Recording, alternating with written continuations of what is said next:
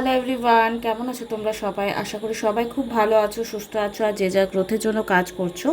আজকে ভিডিওটা হবে যে তোমার লাইফে সাডেন কি চেঞ্জ আসতে পারে আর কে কে তোমার ক্ষতি করতে চাইছে আগামী সময়ে। সেই ক্ষতি করা পার্সনগুলোকে চিনে গেলে তুমি তোমার লাইফের অনেক প্রবলেম সলভ করতে পারবে। আর ডিভাইন পাওয়ার সেই তোমার ক্ষতি করা মানুষগুলোকে ঠিক চিনিয়ে দেবে একটা সময়ের পর। তো হঠাৎ তোমার লাইফে কি কি পরিবর্তন আসতে পারে তোমার অল ওভার লাইফে, লাভ, কেরিয়ার, এনিথিং। ঠিক আছে, তো ভিডিওটা লাস্ট অবধি দেখবে।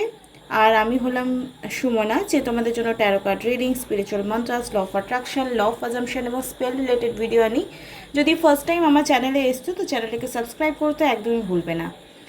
আর যদি কেউ স্পেল করাতে চাও রিলেশনশিপ হিলিংয়ের জন্য, মানি অ্যাট্রাকশনের জন্য বা থার্ড পার্টি রিমুভালের জন্য, হেলথ ইস্যু ঠিক করবার জন্য, যে কোনো, যদি কারো বিজনেস চলছে সেই বিজনেসে তুমি কাস্টমার পাচ্ছ না, তার জন্যও কিন্তু স্পেল করানো যায়। বিজনেসটাকে গ্রোথ করানোর জন্য, কাস্টমার অ্যাট্রাক্ট করবার জন্য।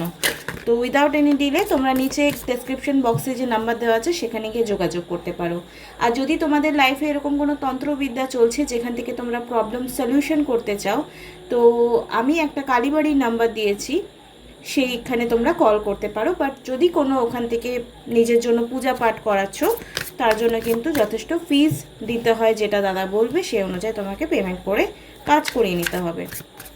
কারণ দেখো, স্ট্রং এনার্জি এক্সচেঞ্জ হলে কিন্তু ফিজ অনিবার্য, এবং ফ্রিতে করে দিতে পারে না কেন? হিলিং তো করছে, হিলিং নিজের ঊর্জা দিয়ে করে সবাই, তো সেই ঊর্জাটা যখন, যেমন রেকি ফ্রিতে করতে নেই। ঠিক আছে, খুব তাড়াতাড়ি আমি কিন্তু রেকি শিখবো, আর তোমাদের কাছে রেকি যেটা তোমাদের লাইফ ট্রান্সফরমেশন নিয়ে আসতে পারে স্পিরিচুয়াল লাইনে, এটা আমার একটা নতুন পালক হবে। তো আগামী সময়ে আমি রেকি শিখে তোমাদের লাইফে লাভ লাইফ, হেলথ, কেরিয়ার সব কিছু বিষয়ে হিলিং করতে পারবো। তো সেটা খুব তাড়াতাড়ি আসবে, জাস্ট ওয়েট অ্যান্ড ওয়াচ। আর তোমরা যদি রিডিং কনসালটেশন বুক করতে চাও বা চাও স্পেল করাতে, তাহলে করে নেবে। আর যারা যারা আমার চ্যানেলে নতুন এসছো, চ্যানেলটাকে সাবস্ক্রাইব করতে একদমই ভুলবে না। তো চলো দেখে নেব এই মুহূর্তে তোমার সিচুয়েশনে, তোমার লাইফ, তোমার পার্টনার কি অ্যাকচুয়ালি ফিলিংস রয়েছে, তোমার রিলেশনশিপে যে আপস অ্যান্ড ডাউন আসছে সেই প্রসপেক্টিভে, বা নেগেটিভ সিচুয়েশন আসছে সেই প্রসপেক্টিভে কে অ্যাকচুয়ালি তোমার লাইফে ক্ষতি করার চেষ্টা করছে, কারা। ঠিক আছে, বাট সেখান থেকে ঈশ্বর তোমাকে ঠিক কেমন করে বাঁচাচ্ছে বা আগামী সময় কি হতে পারে সেটা নিয়ে দেখবো। তো তার আগে দেখে নেব তোমার পার্টনারের কারেন্ট ফিলিংস। যদি থার্ড পার্টি কোনো ইনভলভমেন্টস থাকে তাহলে তাও দেখে নেব যে থার্ড পার্টিকে নিয়ে কী রিলেশনশিপ রয়েছে।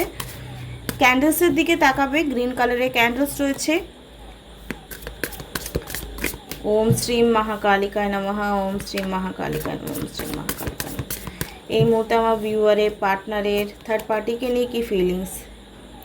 হ্যাপিনেস হেটার, দেখো থার্ড পার্টিকে নিয়ে যদি তোমার দুশ্চিন্তা ছিল, তো হ্যাপিনেস হেটার, থার্ড পার্টি ইনভলভমেন্টস তো 100% আছেই।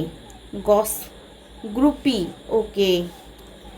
দেখো তোমার পার্সন যদি এরকম রয়েছে, তোমার পার্টনার অ্যাকচুয়ালি যার লাইফে গেছে বা যে তোমার পার্টনারের লাইফে এসছে, সে কিন্তু এখন একটা স্ট্রং কানেকশনে রয়েছে তার থার্ড পার্টির সঙ্গে। এটা খুব দুঃখের বিষয়, বাট এটাই রিডিংসে এসছে। আর যখনই গ্রুপে কথা বলা হয় তোমাকে নিয়ে, অবশ্যই ডিসকাশন হয়। ব্রোকার্স, ওকে।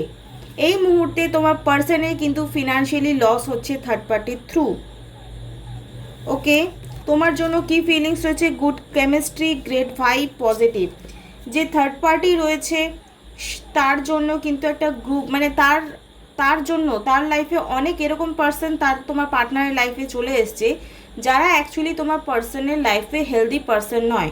তোমার পার্সন আস্তে আস্তে সেটা রিয়েলাইজেশন করবে, বিকজ প্রচুর পয়সা খরচ করছে ওখানে। ঠিক আছে, doubting, bullets, blocking, negativity, okay. Crazy people, protected by haters, এখানে হেটার্স দুবার এসছে কার্ডস।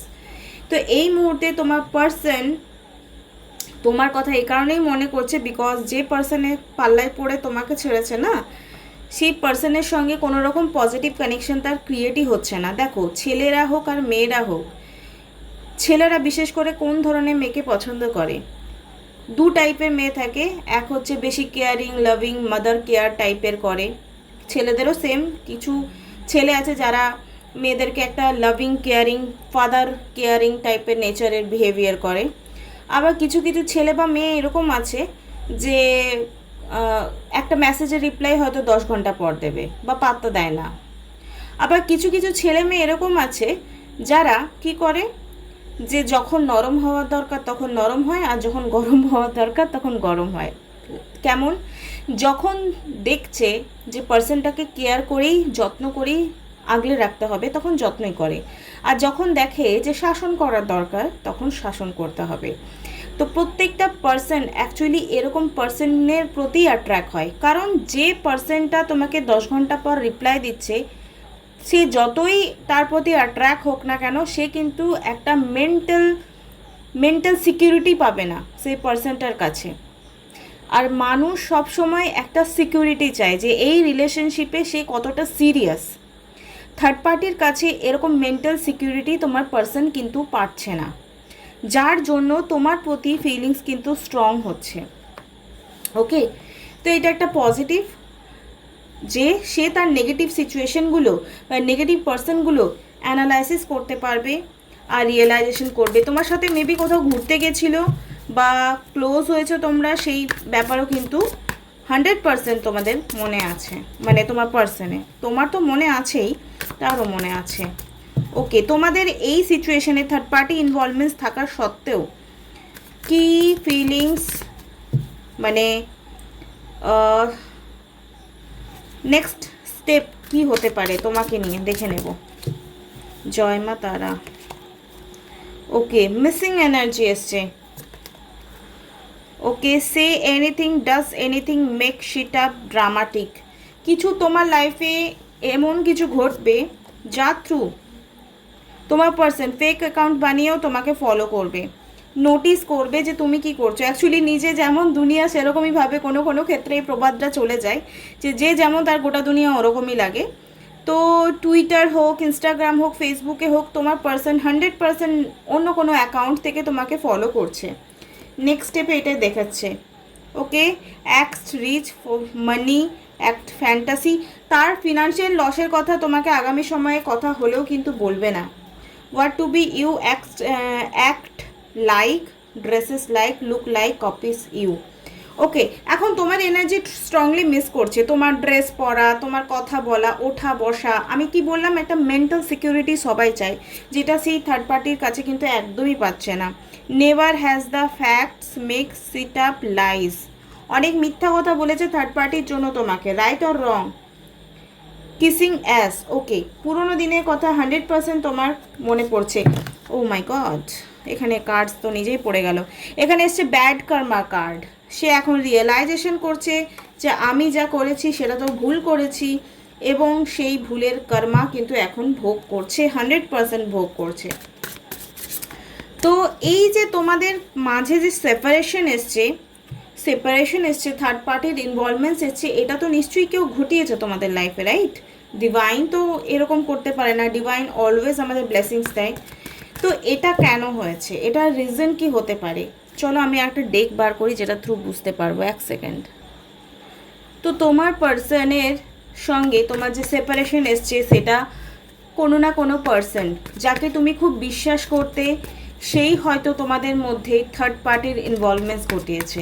ওকে, এটা হয়ে থাকে যে আমাদের কাছের মানুষরাই কিন্তু অ্যাকচুয়ালি আমাদের সাথে বিট্রেল করে।